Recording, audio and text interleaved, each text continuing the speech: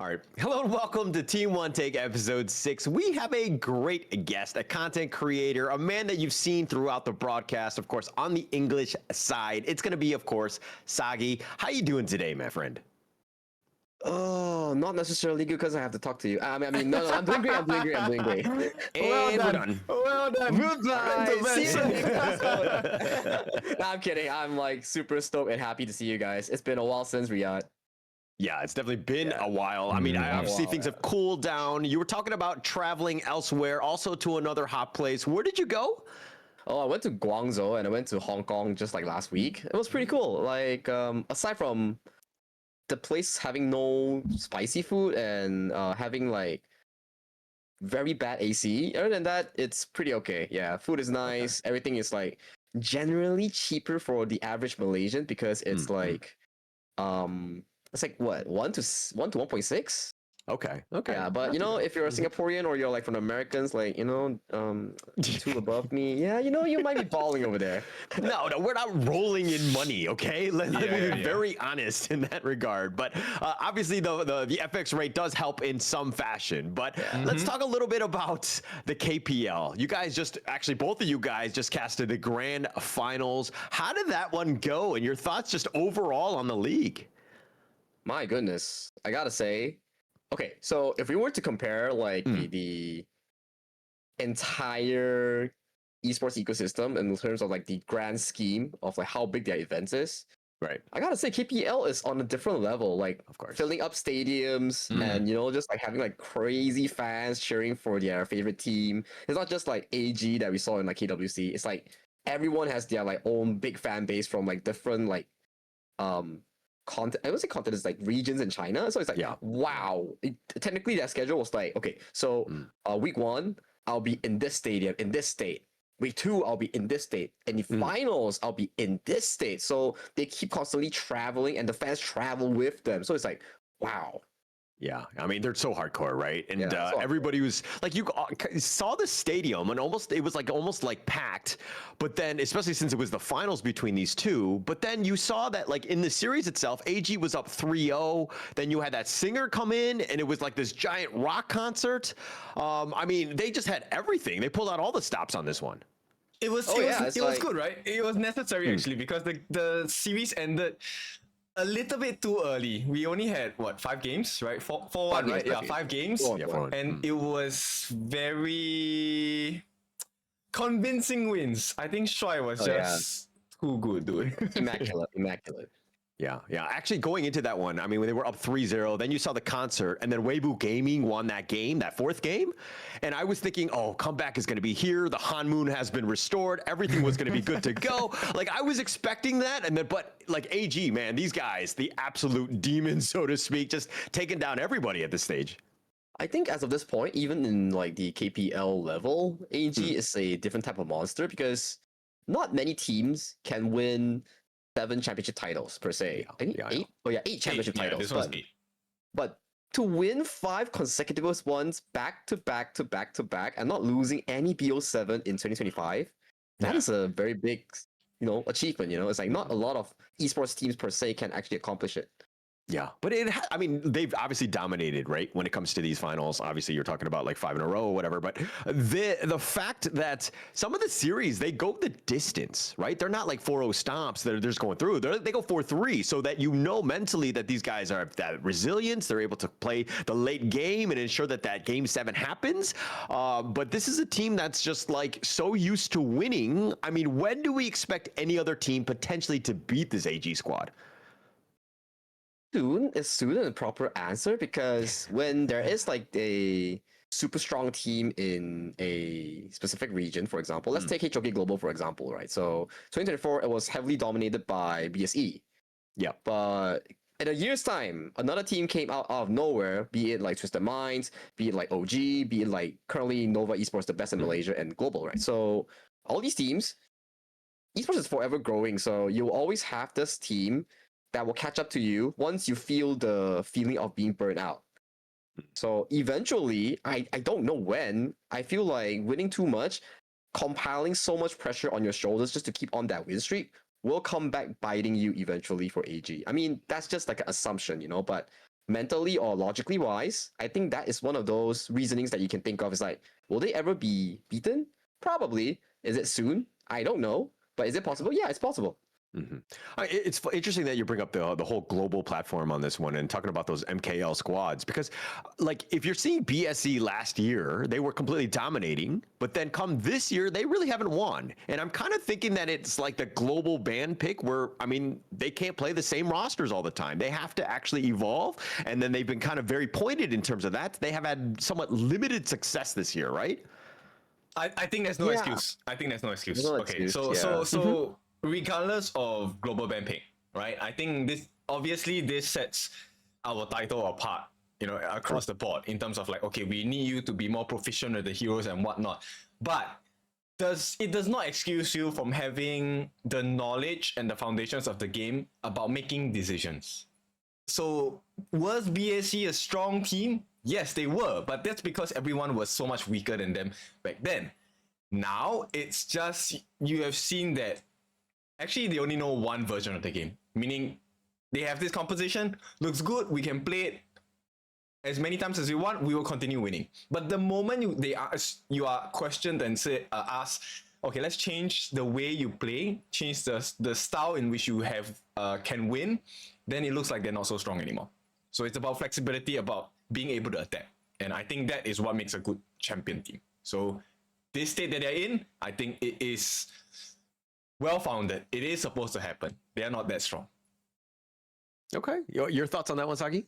I think also one thing's for sure, whereby the environment they are being thrown into is very harsh. One thing is like from management and coaching staff, where they are extremely strict, where it causes the burnout that we talked about. So that's one point that we can put in on BSE. And also to say that the environment forced them to be like this is also due to the fact that the players may have been more content, maybe because coming in from like 2024 background where they've almost won every single title and second place in the EWC, you kind of have a heavy pocket already. You're like quite decked out. You're pretty like money rolling for like an 18 to 20-year-old. So for them, the feeling of content maybe is something that limit their continuous growth further on. And also, of course, the pressure from management, right? Because again, back to the topic, you are winning everything and suddenly you start to lose everything.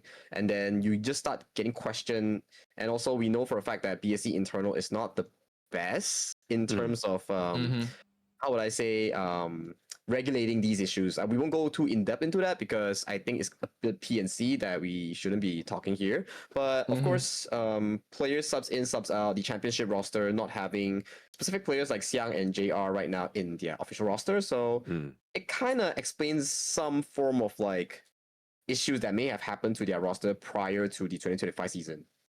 Yeah. I think without going into too further of details, we definitely heard some of the after effects of the team not really having too much success on the KWC stage. And that's kind of why you had that bit of a shakeup in terms of roster and everything. Obviously, the teams are still evolving, still learning how to kind of proceed. But this is really not the same team that we saw from last year with that complete dominance. And it looks like that coaching point of the being strict is kind of really wearing on this team. Oh yeah, being strict, and also because we are not as an escalated, we're not as like we're still new, right? The HOK global esports ecosystem. So if you bring in the KPL style, whereby there's no phones, there's hardly any social life, and you are only playing HOK for like almost like 12 to 15 hours a day, and only you can touch your phone, only during like when you're eating food, or when you're about to rest and you have like lights out time. So you barely have any social life or like any different things that you can do in the day aside from HOK. So I think bringing that style, cool. It's very good if it works on that specific bunch.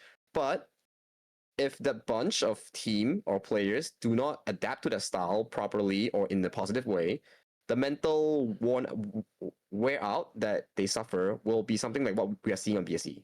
Okay, you have been a pro player before. So what kind of style were you introduced to? And if it's the same strictness, does it benefit you as a player? Like, where do you think the benefit of strictness comes in as a professional player? So for me, I think there is a two things if we think about strictness, right? Strictness does not mean negative. Strictness provides you something like when you study, when you learn a specific thing. It's like how you discipline yourself, right? So for me, during my time as a pro in a different title, I think strictness wasn't that enforced, but I regret it because I think if strictness was enforced, it will give you more of a positive approach. So what will happen if you are not strict is that during reviews, during like in game or doing like in between drafts, you're not listening, you're not learning, you're just waiting for it to happen. You're not processing your brain. You're just like a puppet waiting for things to happen, right? So that's why like if you are like on TikTok or like your YouTube reels, just scrolling and looking at things where your coach is explaining things, it's actually very bad. It's actually very bad, and you're not like actually actively receiving new info or inputting yourself, or upgrading yourself. So I think strictness comes in the form of being able to discipline yourself in doing few things such as in game, whereby you don't make mistakes, silly mistakes like dying at specific timers, perhaps like 4 minutes or like 10 minutes, timers that you don't need, you cannot die at or before buff spawns, or like outside of the game whereby you should be listening to a recap of what happened in your scrims or in your tournaments, but you're just there scrolling TikTok and Facebook. So it's a very bad practice as a pro player. So okay, that's the good part about being strict and why you should be strict to your players on like, or why you enforce these kind of things. But if you're overly strict, like removing their entire social life or like putting so much pressure onto them where it's not needed and not giving them proper rest, then the strictness will haunt you back. So you need to find a balance between both. And it has to be an agreement between the management, coach, and the players. Of course, the players' opinion may not be the utmost importance. When we say utmost importance, it's more towards specific things like they don't have the final say, but you have to come to agreement with them of what they're comfortable with, and you start slowly adjusting based on their comfort ability. And then when both sides are comfortable, then you slowly amp it up depending on like the, how would I say it, the reward you're looking at. Because BSE, of course, we've seen, okay, champions all the way. It may be due to the fact that they're early entrants, and then like teams weren't that strong, like what Kin said. But you can see like a downward graph, right? At first they were like, oh, second to Nova, beating Nova, and then they just slowly crumble all the way until we saw what happened in KWC. So I think that's the strictness causing the mental worn out and the burnout for the players. I want to ask something a little bit deeper on that. Sure. So you talked about girlfriend, BGR essentially. As a professional player, okay, paint the picture for us. So number one, when you were a pro player, did you have a significant other? And then how does that affect you? What do people not know about a professional player being in a relationship playing for a pro team? What are the difficulties you face? Okay, so you hardly have any time for yourself as a pro player already. So it's very hard for you to give out time to your significant other. So unless, of course, your significant other really supports what you do. So luckily for me, she does support what I do. But of course, when we're not talking about unconditional support as well, because partners being partners, they still need the attention and affection that you have to provide them. So it really comes down to how it affects you, you know. So for me, during that time, I think I played pro for 2 to 3 years. It's very stressful because like you hardly have any time, and you know, and you feel sorry. Not to say feel sorry, you feel like irresponsible because you're not really taking care of your significant other, even though they are supporting you a lot. Because you really had hardly enough time. The only thing you can come into agreement is that you just have to use like some of your resting time to really, talk to them and like to take care of them. But other than that, that time where I had a play pro was also during the COVID time. So it was really, really hard. Like you are already mentally worn out. You cannot be going anywhere, and you're just staying at home for like months and like almost a year per se. And I would say that the commitment that you need to do is almost as serious as a long-term relationship, long distance relationship. Yeah, I could totally imagine. Fun fact, and this is going to age myself. I actually casted one of your games way back in the day. We're not going to go into too much detail with that, but I do know that you were an amazing player, right? And so you were able to really just outshine. You got plenty of MVPs to your name, especially with some of those games. We won't go into too much with that, but you did get noticed. That was the biggest thing, right? And getting onto a team is not easy for those people that are tuning in right now and they want to go pro. Like, what do they need to do? How do they get, onto a team? Like, do you have any, helpful tips for them? Okay, this is pretty straightforward. So teams will only notice you if you are good. So So I'm out. All right. Okay. Same here. Right. So okay, bear with me. So to be a pro, let's say in HOK for example, let's pull it out there for those who want to qualify as a HOK pro player.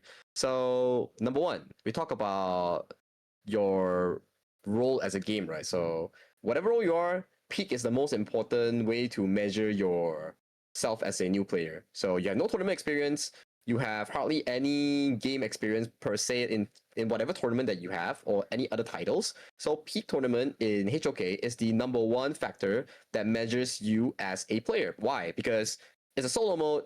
It's all depending on yourself, whatever role you're playing. If you can squeeze yourself into top 10 of any region or the global ranking, for Asia, for example, then scouts will be like, oh, this guy is pretty good. Take Chami, for example. He's always top 1 to top 10 in the ladder from PKL Philippines, a blacklist. Or take Zhang Q, for example, or for any MKL player, for example. It's like very easy for them to hit that top 1 to top 10 marker when they want to outside of their practice time. So let's say you are a new player. So how do you want to go pro? So log in HOK, play peak tournament, hit that top 10, and then what's the next step? The next step is to participate in semi-pro tournaments. So your name will be noticed, you'll be scouted by players or people, and then they will get you into semi-pro tournaments, and then you start performing, start getting in those games, and like what is the difference between solo play and also team play in competitive. So it's very different. One is very calculative and one is also very reactive. So in solo mode, when you reach a certain level, it's no longer about winning or losing. It's not about your fancy win rate, your fancy rating. It's about, are you doing things at the correct timing? Are you doing things that you are meant to do, or are you doing it this out of instinct? So when you know all these timers, it means that you have more of a macro grasp of the game. That's where your micro skills, your mechanics, gets amplified because you are a dual wielder already, right? So even if as of this point you're still not getting scouted, go to your Apple App Store or your Android App Store, whichever. Download Honor of Kings China, which is a 王者荣耀, and then play on there. And then if you hit like peak of like what 2,300 to 2,400, I can guarantee you'll find a team and you will be in the best of the best teams. That is like the measurement that all these pro teams have for their players. Like if you were to take the best players in global, for example, Nova, BSE, TMOG, for example, right? Their players are minimally in peak China QQ about like 2.4K or 2.5K, which is like top 50 to top 100 in that specific role. So if you can do both of these at the same time, you will find yourself easily landing onto the best of the best teams in any region that you want. Okay. So basically, I need you to carry me in the game so that I get the top 10%, and then from there I'll take over. No, so, there's no carry because it's a solo mode. I gotta shoot my shot, right? Rank don't matter. Like if you have 1,000 star, it doesn't equate to anything. Oh, but that's the thing. Right. There's like people with 1,000 plus stars now, 1.5K. It doesn't equate to anything. Yeah, I understand, but like there's people who do it. So like, it's crazy. Yeah. So you're destroying dreams right now, right? Basically, you're saying. I mean, if like can convert that 1,500 stars to being like top 10 in peak, then they prove me wrong, you know. So I think there's people out there is like that where they commit a lot of time to rank and peak. So maybe that's something for them to figure out, because any coaching staff or any like scouts, they will always look at peak first for HOK. Okay. Yeah. Okay. Interesting. Okay, all right. That's great tips. Thank you. Let's go back to the MKL. We got a little bit off topic in that sense. Let me just kind of bring up the latest scoreboard. And this is after 3 days at the MKL and the games that have been played thus far. We're kind of seeing Alpha Gaming and Nova Esports, no strangers to the top right there. But the big one, and we kind of addressed it a little bit earlier with the struggles, but Homeboys BSC in 5th place did not have a great time. Walk me through some of these, Sagi. Okay, so Homeboys BSC, the reason why you're not having a good time also is because new roster, new coach, and also the fact that they went against APG and Nova Esports in day number 1. So for me, there will still be top 3 or top 4 in this entire tournament.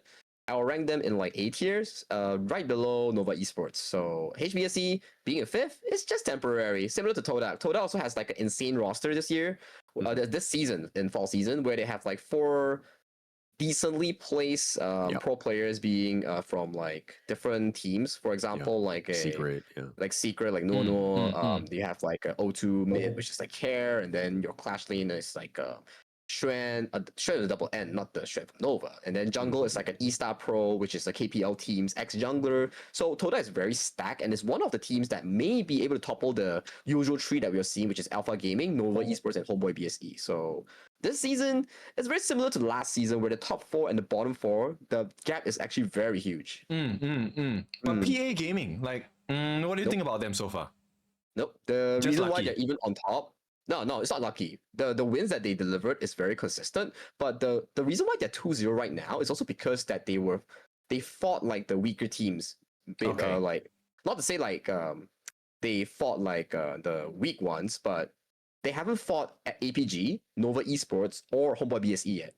So their level is only there because they fought like what, Magna and DZT. That's why they are ranked at 3rd place. So can they contest against Toda? Yeah, probably. But if you put them against any of the 3 representatives we have for KWC, I don't think it's realistic. Okay, but I mean, look, if we're looking at the roster, 3 of them qualify to KIC, and you were talking about top 4 being, you know, golden, and definitely going to be there. But who is the odd team out then? Oh, damn! It might. Okay, Nova. Nova currently is like the best team in global and MKL for now, because we saw they were unbeatable in global. They even took a game out of KPL TTG, which is like the 3rd place of the KPL summer. And it was not just convincing; it was a dominating fashion in game number 1. So Nova, ever since then, they have evolved into a different state whereby they're untouchable right now. So in the Malaysian scene, MKL scene, for example, I think the shakeable ones is APG and Homeboys BSE, where it can be shaken by Toda. But the percentage is like what, 40%, which is like not to say too high or too low, whereby Todak's roster is also pretty solid. Okay, but you didn't really answer the question, if I had to say. Okay, fine. Okay, 3 teams. So okay, Nova we know guarantee. Nova, right? So who's the other 2? Nova guarantee. Oh man, I guess APG and Todak maybe. Okay. I don't know. Homeboys? They're always Homeboys VSC, so they have Musang King. Things have been going pretty rough, but I think their internal issue needs to be fixed for them before they qualify to another international tournament. So I think Nova Esports and APG and probably Todak. Yeah, I want to give Todak a chance. Yeah. Why so stressed, Sagi? This one is not. Yeah, like nobody's gonna come find you if you're wrong. Yeah, but I think it's. But where can they find you in case they wanted to? Where would they find you online? They will find me in the MKL Chinese broadcast. Yeah, good save. Well done, sir. You circumvented that disaster right there. But I in a way, back to your answer, I kind of do agree. The Homeboys thing, after what we've seen, especially this year, it's been kind of hard to watch, dare I say. It's been one of those things where it's like uncomfortable when you see what's going on, and you don't really see like a very productive and conducive sort of post-game meetings. Like everyone is kind of aware. We've seen some of the incidents that have happened thus far, you know, in the stadiums themselves. So it's a situation where you're kind of like, I wish it were better for the teams and the players more than anything else. I guess that's the, how would I say it, the bad part about suboptimal management, whereby it actually affects the players. So for BSE, I hope they pick up what they are lacking right now, cover up that mental gap that they are facing, because the entire 2025th year right now is not treating them well. Losing to previously AG Global in the SG qualifiers, and then qualifying to in KWC, but losing to Nova Esports as well, and then losing extremely early, not even making it to playoffs in the KWC run. So all these factors actually like hit them very hard. And right now, just starting the regular season in not such a fun way, losing to APG and Nova Esports already in like a very bad manner. So if you're a BSE fan, you're kind of like wondering like, hey, what's going on? You're losing all your star players. Your side laners are all now different. Like, what's going on? So if you were going in, you were now coach of Homeboys BSE, Sagi. Okay, what are the 3 things that you're looking to just kind of change? Is it like routine, training routine? Is it like nutrition? Like what exactly are you looking to do to make it a better team for just the MKL? I probably just sit them down and ask them to be honest with everyone. It's like why is everyone so unhappy? I don't know whether they're unhappy or not, but I'll usually pro teams are not a happy family per se. You will have arguments. It's like maintaining a relationship with like 4 different girlfriends where you just need a lot of time and effort in maintaining a relationship. People have to be honest with each other. You cannot be guessing or second guessing people's thoughts. So once you get those out of the way, then maybe you will start noticing better practices because people need to vent. People have to vent. So maybe the best way we're talking about is probably just hire a psychological coach. Okay. Oh, wow. So yeah, I think this one makes a lot of sense. Like psychological coaches are very important in maintaining even the coaches and the managers' mental health, including the players. okay, all I got out of that was that I can have 4 girlfriends. So all right, I'm gonna try that. I mean, you're single. Anyone want to be Ken's girlfriends? Sign up. We are gonna open a Google sheet after this. I kid. 4 was a lot, dude. 4. Three, But where's the threshold for you, Kin? Is it 3 then? 4 is too many? He said 4 is I'm too not much. gonna answer that question. We're gonna find out together. That's for you to find out. No, for all you single ladies out there that like No, tofu and he's your favorite kind, please do reach out to Kindofu. But yeah, okay, I totally, it makes a lot of sense, right? In terms of just getting this team to really kind of sit with one another. But like the resolutions are going to happen. I mean, you're in any sort of like reality TV show when you see these people living together, like 5 strangers living in a house, there's always going to be some sort of fight, right? Obviously, resolving it is like definitely the more mature thing to do. But from your own experience, Agi, as a pro player, when you've got into a bit of a riff with somebody, like your roamer or whatever, like what exactly are you looking to do other than being like, hey, let's talk this through? Like what walk me through some of that. Oh, I was a dumb kid back then, so we argue a lot. So that's why you need like a proper coaching staff to actually dilute the situation and sit everybody's asses down. Okay. So I experienced this issue before whereby people just start hating you or like disliking you because of things you cannot change.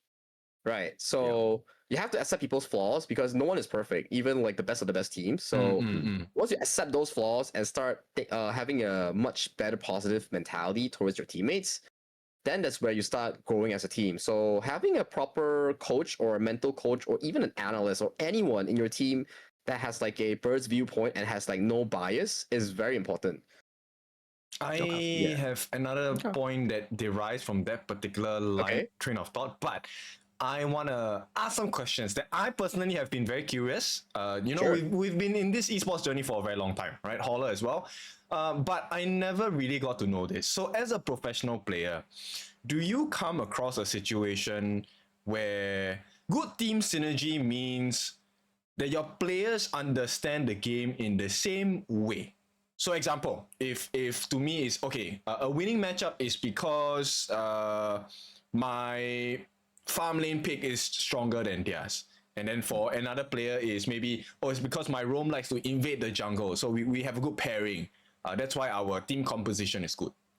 Does your players have to have the same alignment of what is a good game in order to be successful? Or can we have like differing concept of the game? It's just that we pick and choose which moments do we want to execute at that point of time. Basically, Kin just wants validation if Marco Polo execute is good. Okay. But no, answer his question, please. So let's bring up this topic in like a few ways of breaking it down, right? So first, there's general knowledge about the game. So general knowledge cannot be a question per se. Like some like general knowledge is whereby it's different timers. But like if you want to tell me that I die at this timer is reasonable. It is reasonable. Like okay, like is death good or bad? It's actually both ways, right? Let's say like your death is like 3 minutes 30 seconds, and you bait out all the common spells from the enemy or in their ultimates. Yeah, it's a pretty good death. But if that death also caused your jungle to be invaded, then it's also a bad death, right? So all these are like questionable things whereby it can be fixed within the team. So it's like if let's say you pre-communicate this and everybody agrees onto this idea, it's a good idea. It's like going to war. If you have like 100 men and 20 minutes, 15 minutes like not listening to the same call, it's very bad. It's same for any mobile game or like any esports title that is multiplayer. You need your IGL, which is like the shot caller.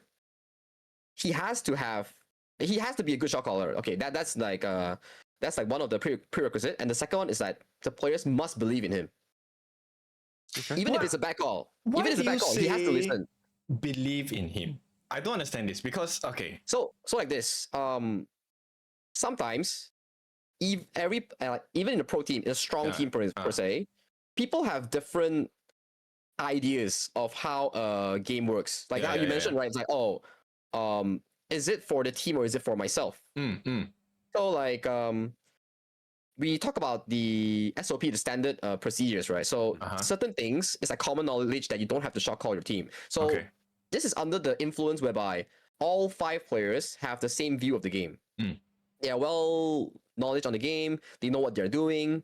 And then we talk about believing one person. So if you have like 5 different players and 3 of them have different calls, all right, then it's very bad. It's like 2 is calling you to end the game and 1 is calling you to go back. So both decisions are valid decisions. Yes. It's just that whose one are you listening to, right? Yeah. So that's why you need someone as a shot caller. Like you need 2 people. The main shot caller and the side shot caller. And then the other players can still provide information. It's like if you play Crash Lane, usually you're not the shot caller. You're just giving information that, I am on the flank. Look at me. And then they will start converging. If you have a scenario whereby your shot caller is teaching people to do some stuff like very basic, like, defend my buff. They're gonna come now. Come to me. Simple knowledge exchange is fine, whereby you see something, you provide something, but teaching someone in the middle of the game, that's the worst thing you can do in shot calling. Yeah. Shit. Okay, now I know what I'm doing wrong. Okay, so and then like let's go back to the basic one whereby if you're a ranked player, right? Ranked players, if let's say you're 5 ranked players, it's fine that you're playing in a group. But if let's say you are teaching your teammates to play, they already don't understand the concept and they accept your concept. Once it goes wrong, they're gonna blame you on why you even suggested the concept in the first place, even though it's a correct concept. But that's fine. I mean, if fine. Yeah, if people are dumb, they're dumb. Yeah, exactly, right. But if you are looking at a pro landscape, right, that's why we need 4 other different players or 3 other different players to follow 2 shot callers, 1 main, 1 sub. That's why, like, you know, it's something like this whereby some players, like usually the jungle and the roam, or even the mid per se, will be the shot caller. Why? Because jungle is the center of everything in mobile games, where there's resources, you hold the smite spell, you can invade, you can like protect. It's all the early game objectives that are centered around, and you need these players to dictate the tempo. That's why it's so important. And why is mid and roam also one part of the shot calling? It's because they have more time on the map, less time on laning phase per se. That's why they can dictate where your team has to go, where your team has a room to enter. And then the side laners will give information. It's like, I'm on the flank. I need peeling. I need this. I need that. I need specific amount of gold for my Daybreaker or for my specific item. So all these are like information you share, not saying like, oh my god, do you see that play? I was so cool. Every time you do a play. Sometimes it happens. Whereby if it's a super good play, it's a super good play, it's fine. That people will be like, oh my god, you're so good at the game. And sometimes it happens, but if you keep putting like not so prioritized information in your shot calling, and you like make the entire scene very noisy. Like noisy doesn't mean like it's very loud. Noisy means that it's too much information. Too much information, and people are like need to focus and everything. Then it's bad. That's why like a good team, usually when you listen to them shot call, very little words, even though they shout a lot in team fights. But once it's like during the transition phase, whereby people are doing their own things, clearing buffs, doing clearing sideways before team fights, it's very quiet, and people will be like, "Oh, I'll clear this wave and I'll come. Oh, I will take this buff and I'll come." And then like you will see the natural transition of like people just be like, "Oh, 4 minutes. Are we giving the tyrant and swapping over our marksman for the red buff? Are we fighting the tyrant?" Those are the decisions whereby the jungler or the shot caller will start saying that, "Hey, I don't think we're strong enough. Let's bail out first. Oh, we're strong enough. Let's decide to fight." Something like that. So give me some requirements of being a good shot caller, other than obviously like making good calls and being at the right time at the right place, like team fights, all that's important. But is it like, do they need to be loud? Do they need to be like walk me through some of the criteria that you're looking for in a shot caller? You need to be confident. The prerequisite is really you need to be confident. You need to be the one taking the L's for the team also. Like Kin can take the L's. Thanks so many. And also you need to, this is for pro teams. I mean, like for regular players as well, right? You need to have like a understanding of the game as well, to a certain extent, whereby you can read the game well. Not to say that you need to be a holy god whereby you can just grasp everything in like few seconds, but of course that would be great, you know. But understanding the game, understanding matchups per se, like that's why the jungle is so important. Something that is not commonly discussed in the global scene is priority. So priority means priority comes in a different way, in a few ways. It comes in the mid lane 3v3 matchup, whether you can outpush the enemy by winning a team fight. It comes from the 2v2 matchup in the farm lane, whereby can you win the push against your enemy. So those priorities end up into jungle invasions, jungle protections, camps such as the Firebeak, Firehawk, or even the Space Sprite. Priority is whereby how fast you can move. If you can push out the mid first, you get to move into jungle or move away from jungle first. So priority is a concept whereby it's applied into a lot of mobile games. So if teams can understand priority well, then it's their first step towards success. Let's kind of shift gears a little bit. Let's talk about, you know, the fact that we're now in the KME, KM West. That'll be starting up this weekend. All of us are on different levels of this. I'm with KME with Sagi. We're going to be the best side, of course. And then we're going to have the KM Worst side, which is going to be represented by Kin here. But let's talk a little bit about some of these teams here. Let's go with the KMW side in the sense of which of these teams do you think has that golden ticket in? Because only one of these teams, aside from the last chance and all that stuff, is going to be, you know, able to make it to the KIC, Sagi. Wow, this is tough. You have Twisted Mind and OG. Oh my. Okay, BTK. No, I'm kidding. Oh. No, but wait. There was a request. So obviously, you guys know I went there to do like media day with them, and they had a very short request for me when I'm going to be on the broadcast, which was like, can you glaze us? And for those of you that don't know what glaze means, it means really like make them look very good, make them look shine and stuff like that. And I asked them, what kind of glaze do you want? Honey glaze or whatever glaze? We'll see what happens. But yeah, Sagi, what do you have? All right, so you want a glaze or you want like hard truth? Give us both. Let's go with truth. All right, I think glaze. The truth, yeah. Okay, let's glaze first, right? Okay, so BTK, very experienced bunch from the North American side. Insane mechanics, insane popularity. My goats of the goats in the MOBA scene. All right, that's enough glaze. So if we were to look back into the general way of how they qualified, right? So they lost to Level Max Club in the qualifiers. So that's one thing, and then only after they became a partner team to qualify. So that already the first thing is something people will talk about. So let's not talk about that. That's for them to absorb. But let's talk in a realistic way. So I don't think Level Max Club is anywhere near OG or Twisted Minds level. So OG and Twisted Minds are the kings of the West as of this now.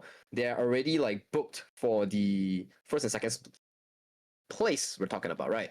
So for BTK, this season is for them to prove themselves and train hard enough. Because let's be realistic, right? There is like a Phoenix Reborn qualifiers. All right, that's based on popularity, and popularity. BTK is probably one of the most popular teams out there because of how much fans they have. And then they will be probably voted against to qualify for the Phoenix Reborn, right? So in any situation whereby they don't qualify for the KMW side, because beating OG, Twisted Minds, or even let's say they do, and having to face like the KME and the WKS champions, which is FEHK, man, that is a crazy route they have to take. It's not to say that we don't believe in them, but it's so difficult to qualify. Putting any team there is so darn difficult. You're like probably fighting against like the top 4 to top 8 best teams right now in HOK Global. You only have one choice. You only have one choice, right? So you're talking about that BTK beating OG or beating TM. If you get to choose, who do you want them to beat? They can beat me. It's not realistic here, kid. It's not realistic here. It's just like one season they transferred here. It's super difficult. So for BTK, I think the main goal for them, I don't think they can qualify. I'm sorry. I'm sorry, Dave. I'm sorry to the BTK players and fans. But it's just really difficult for them to just come in one season and sweep the floor against OG and Twisted Minds. So their goal is probably just to like be so good that when they qualify for the Phoenix Reborn against a popular Philippines or like an Indonesia team from IKL or PKL, and then they beat them. My goodness, that's an insane storyline. True. I think that would be very interesting to watch as well. BTK is, probably the team that will be looking at the Phoenix Reborn qualifier as one of their ways to enter into KIC. The second team that you think is going to make a difference. We know OG, we know TM, we know they're definitely going to be at the final few slots coming into the end of KMW. Give us another team out of 9Z, Boars, LM, and ALO. Okay, hold on. You see the so while you think about that, Twisted Minds did make a little bit of a roster change too, right? There's no Nighty anymore, right? Clean is moved. Shu is going to be joining in. So this is not really the Twisted Minds, the top four that we saw at KWC. This is something that could potentially alter the landscape of this team. I don't know if it's either going to be good or bad at this point, because I really did like Nighty, but going into this one, it's, I would say it provides even more pressure for OG to perform more than anything else, because their roster is like, the one that we've seen. But going into this KM West, I feel like there's going to be a lot of fireworks here. Agree. I fully agree. And when I was there, I actually got to talk to Boris Gaming. So a little bit of information for those of you that don't know. Boris Gaming actually have played against TM. And in fact, the OTM, when they were still part of the Vitality roster. And they were actually able to do decently against that old roster. It's just that they lost because they overcommitted into team fights, based on what I've been told, right? I think Boss Gaming might be your hidden dark horse in KMW. Whether they can be OG, whether they can beat this newly minted TM with the subs, I don't know yet. But based on how I've been conversing with them when I was in KL, I think there is a decent chance, but it's you were not that talking high. to the team, though. Yes, you were I was talking to talking Boris to the Gaming. team. Yeah. Obviously, very biased, right? Obviously, they're going to think they're the best, and they're going to qualify. They just made some minor mistakes, of course. Like, I say that in my ranked games too, but it's not going to be like not a real thing, right? Let's be honest. I mean, but okay. I like the confidence. Definitely going to help them out, right? Especially going into KM West, which has got like Titan after Titan here. Wait. Let me just say. Mac and 3005, if you're watching this guy's name is Holler. You can find him at Holler TV. You know where to find him. You can talk smack, because Boris Gaming know how to talk smack, and I'm ready for them to talk smack to you. Find me on my OnlyFans, please. And then All right, Batsagi, back to you. In terms of any of those other teams that really stick out to you that has a chance in the KM West. Probably BTK, I guess. Okay. I gotta be serious though. Okay. Probably BTK. I think from a mobile perspective, because I feel in terms of like the fundamentals that you have, if you're given sufficient time to train and play, I think the fundamentals that you have, because from like they were pro players of another game and it is convertible to this game, whereby how much they can absorb to improve as a team, it will heavily depend on them. I feel it will heavily depend on them, especially right now they're in such a region whereby it's Southeast Asia. You get to, because they are in KL, right, Malaysia, right, for the KMW playoffs and qualifiers, right. So I feel like if they are given a correct approach, and I still don't know who is their coaching staff. Maybe it's Dave, right? Because Dave knows a lot about the game. So maybe they can improve faster from there. I that's like my view of them, right? So I have decent hopes for BTK to be like top 3 in like KMW. Me too. I'm really curious how they'll do this particular season. But that's KMW, right? The reason why you keep saying is the worst is because they will put you at the worst spot possible. So thanks for that, Holler.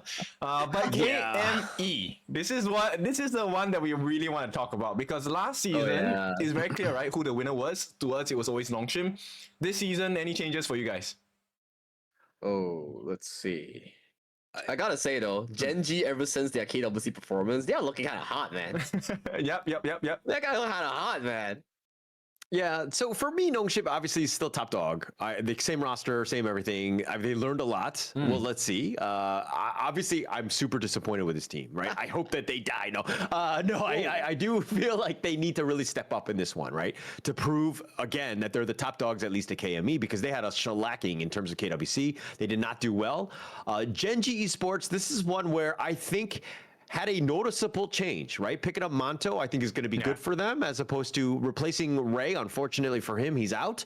But they really needed somebody to step up in that farm lane.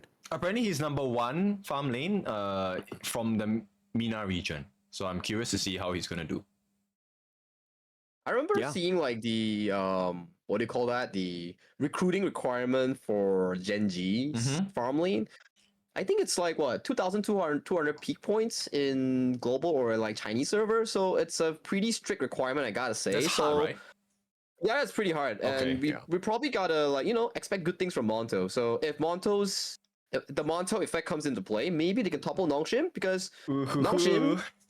Okay, Nongshim, I gotta say they are still one of the top dogs in terms of the entire lineup, in terms of their like entire infrastructure. Just that we still need to figure out what really happened to Nongshim in KWC because man is not looking great at all compared to what we saw back in the S3.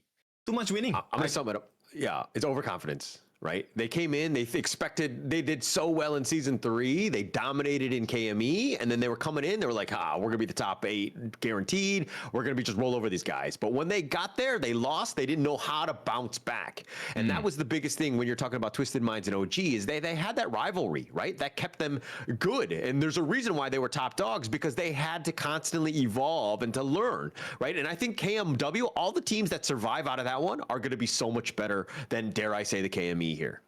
Agree. I think simply because they were forced to look at their mistakes really quickly. It wasn't like, okay, at the end of the season, and then we do a review like, okay, here's one mistake, or here's 2 or 3 mistakes you made throughout the entire season. It was, this series, you made this mistake many, many times. You have to fix it by the next series. And I think that's that kind of rush and really made them be in constant repair mode. Very different from what KME was like in last season. I feel like for Nongshim, their downfall to KWC for me is, I wouldn't say expected, but let's be honest, right? Their S3 run, although miraculous, but if you were to look at the opposite side of the bracket, which what Nova Esports face, you kind of understood why like it come to like a different conclusion of KWC because Nova. It's not the same Nova as S3, but Nongshim was still the same Nongshim from S3 during KWC. Understand. Their counterparts, since we're talking about the JPKR region, right? Nongshim, obviously, the one that we always focus on. But Crazy Raccoon and Scars, have they improved so far? Do you think they can perform better this season? Look, Crazy Raccoon was, dare I say, disastrous in the spring KME. They did not do well, for sure. Right? And they completely shook up their roster. So there's a lot of guys that have been playing in other MOBAs that are kind of jumping on board. I believe the only one that's the same is actually going to be Kai, which is in the Clash lane, right? So this is a kind of a Pandora's box, dare I say, of a team for me. I don't know what to expect, right? But I do expect them to do better than they did in the last season. But Scars is the team that I did have high expectations at KME. I thought they were, when they made it to the winner's bracket or the top 3 or whatever, I thought that this was a team that had the potential. But now it looks like they're just going to kind of pick up this new guy, Aruru. He's going to be going into the Clash lane now. So a little bit of a shift for them, but it's only one player, and I like continuity more than anything else. So your verdict is? I do think that, so Scars, I think is going to be top, dare I say, top 3, top 4. I don't know how I feel about R8 Esports, and we'll talk a little bit more about that later. But Crazy Raccoon, I think between those two teams, Crazy Raccoon is still, has a lot to prove. I think Scars is still the better team. Okay. CMF Esports, for those of you that don't know, they were Venom US or Venomous last season. Yes. So name change. Obviously, I have spoken to a couple of the players recently, and I think they have improved, but those are individual improvements. So I don't know what it's going to be like for the team. Hopefully, CMF will impress us because they are the only representative, right, out of the South Asia region coming into KME. All right.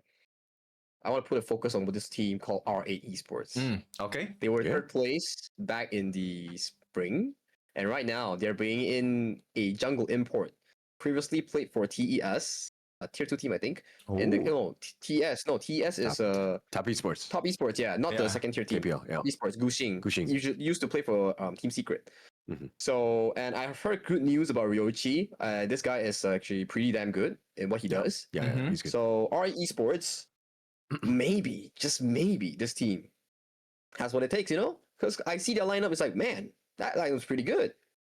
Okay, we'll see. I didn't get the chance to talk to them. They actually they said hi, but I bought ice cream and I was running through the hotel lobby, and then they were like, "Hello," and I was super rude. I'm just like, because I didn't know whether I should reply them or not because I was running, and I just took a step back and said, and then said, sorry, and then I left. Oh, he's acting cool with the ice cream. Taking it for himself, obviously. Taking it for himself. Could have shared with them, you know. Sounds like Kin, I know. But I mean, if we're looking at the KME teams, I think that the standard or the top teams is like much lower than KMW. So you'll see more competitive games. I think that it'll be interesting seeing how this one plays out because Nongshim Red Force, while they were the top dogs, and I'll still consider them the number one in this in the squad, it's definitely up in the air. It's not like an OG TM side on the other end. Do you think it's going to be much closer between Genji and Nongshim this season? Or even Scars against... I do think so. Scars, Genji, Nongshim. Yeah. Oh, maybe actually, not Scars. Because Scars, I don't know, man. Scars is like... has been disappointing me quite a bit. So they rode everything on the Mufang and the Mufang. I think they added a U in his name this time, but Mufang, he has been the guy. If this guy starts to get going, you know what I mean? Like he's almost indestructible, right? He's that good. But now that they've got, I believe, Hao, who's into the farm lane. Like this is an unknown entity for me, so I don't know what to expect. But you need to have two really good core laners in that jungle in the farm lane. Genji, I think, have done that by picking up Manto. So this is a huge upgrade for them. Monto needs to prove himself that he's better than Ray. That's the first thing he has to do. Look, the bar wasn't that high. Okay. True. Okay. Not to say that Ray is a bad player. It's just that the performance that was displayed shown in in KWC, was not. He was a very big hole, you know. Yeah. When you saw that draft though, and you were like, Arlie's gonna be picked, and then Rocket isn't playing it, I was kind of like, all right, this game's over. You know I told you, man, it's in my brain. Yeah, like mechanically, like again, no disrespect, and if you want to come at me, you can find me at Blam MOBA. But yeah, feel free to like. I mean, again, I just had a little bit of issues in terms of just how that one played out, and unfortunately for Ray there. Okay. I mean, for me, yeah, it's a common known fact that Genji was never the strongest in terms of their farm lane. So, and also, I gotta give it to Inua. I think Inua, right? Let me see. Inua mid lane for Genji. Inua, and Wawa. Inua and Wawa really stood up during KWC. Their play was just immaculate. Of course, you can argue that they were just against a PKL team, but still, who thought that they could go to like top 8, right? I mean, not top 8, but who thought they could go such like feat, right? Like to the last chance qualifiers, right? The qualifying group, right? So it was like, yeah. Okay, so who's your top? I think let's do top 4 of KME. Top 4. KME, okay. Yeah, top 4. What goes first? Let's give the Nongshim Glazer first. Number one. Okay. Number one. Okay. I to be honest, I'm just because from what I've seen, I think Genji would be my number 2. Okay, yeah. Facts. Third and I fourth. think third and fourth, maybe R8 and Scars. Scars and R8. Agreed. Yeah. Depending, I mean, it could go either way. Yeah, because we haven't seen how they play. On paper, they look pretty good. Exactly. But it could happen for the same for Genji, you know? Like, teams have time to catch up. And if they don't, do well, it could mean into a downfall. But right now, if we're looking at consistency, Nongshim, Genji, top 2. And then we'll probably look at past history, probably R8 and Scars. Okay, so we obviously have our top 4 from you guys. And, we'll take the second place, right? Second place, you guys want to put Genji, correct? Genji. I don't want to put them there, but they just happen to be there. Okay, they disappointed me in the last chance last time, but go on. Happened to be there, and then last call we're gonna have the second place of KME against second place of KMW, right? And also FEHK. Yeah, FEHK from WKS. Hella good. So who's qualifying? FEHK. Really? I feel so. They look pretty darn good, I gotta say. Oh, but the competition wasn't great for them. They always looked amazing, right? It was kind of like, considering the fact that it's like the same roster, but they picked up Snow from Pause Gaming. Yeah. Like that's like, and don't get me wrong, I think Snowy's really good, but is that really enough? Like Pause Gaming, we saw them. They were very good, and they outclassed FE, right? Yes. So going into this one with just Snowy as the addition, I don't know if that's really the same level of like a TMOG, right? That's true. So it means KMW gonna win the final call, right? According to Holler, yeah. I think so. I think it's hard to disagree with something because again, we've only seen what we've seen, and TM did still right? So for me to be like, oh, this new roster I think is better when they haven't played those other top tier teams, it's difficult for me to say that. Okay, and also it's like 2 weeks from now before 3 weeks from now before they have to play the last chance. So what are we expecting here? Right? End of the month, yeah. I think based on what we have seen so far of last season during the spring season, I think KMW teams learn a little bit faster. But because they're forced to, right? If you don't improve at that pacing, then you will instantly be knocked down. Like that's true. I think that bar maybe this season for KME will be a bit higher. How fast they can improve, I don't know. But I think I agree with Holler. Rarely do we, agree, even though we keep saying this on stream, it's recorded, but we disagree a lot of times off screen, more than you guys know.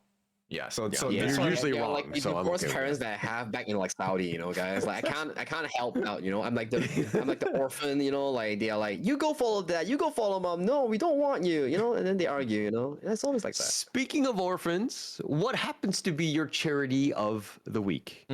Yes. So I think like charity of the week, although I love kids, I don't like kids, but they are like okay, but let's that was gonna be like out of context, that could be really weird, but go on. Yeah, that context would be weird. Yeah, we're gonna cut that out.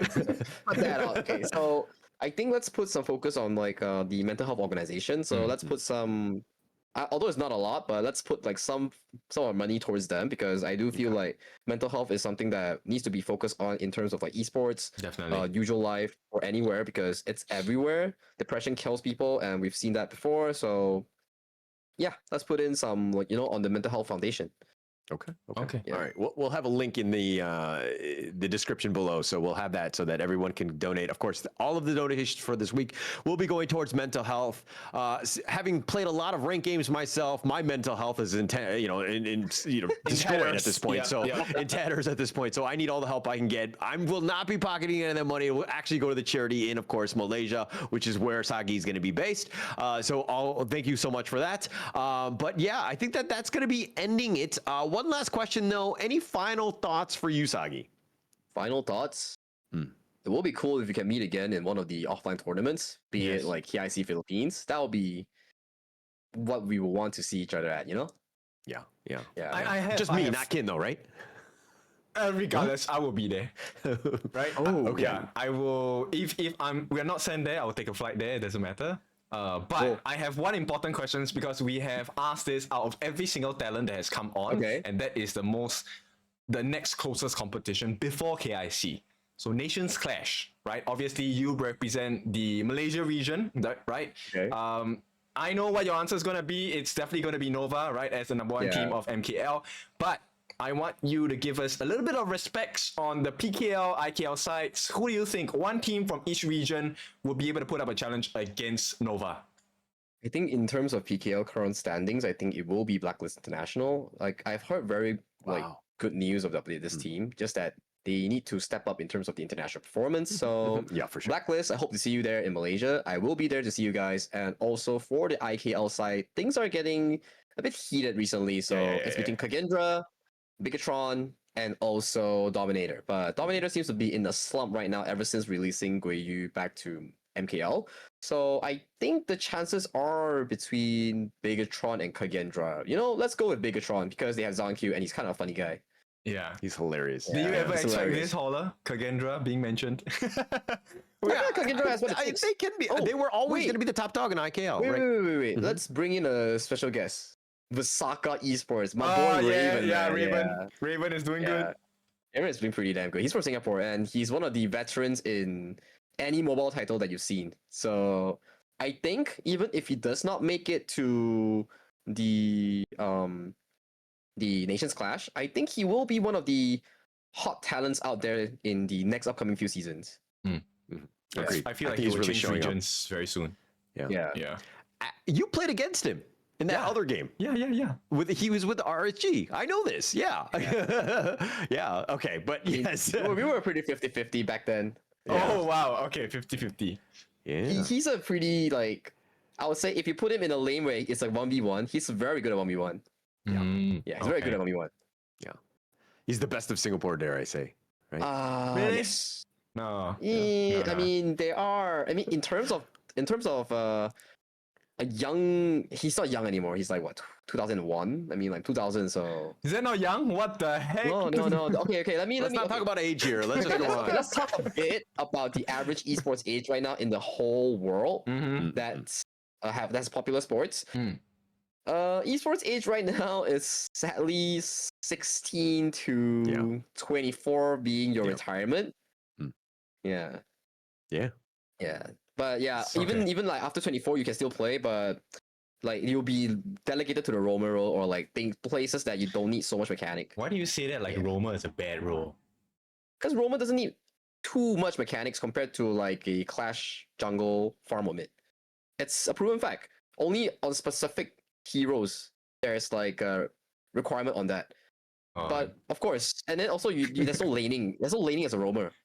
You are a second jungler. I'm gonna wear some boxing gloves and we're gonna have a fight because I think roamers are a very important role. Of course. Even I've moved on. We saw roamer be important, right? Look at Shuai. 4 times that, like 4. Look, what? Yeah. 3 MVPs in a row. Yeah. You know, yeah. But yeah, of course, every role is important. But yeah, that's about it, I guess. Yeah. Okay. All right. Well, thank you so much for tuning in. That was, of course, episode 6. Thank you so much, Sagi, for being here. We really appreciated your insights. We'll catch you guys next week. All right. All right.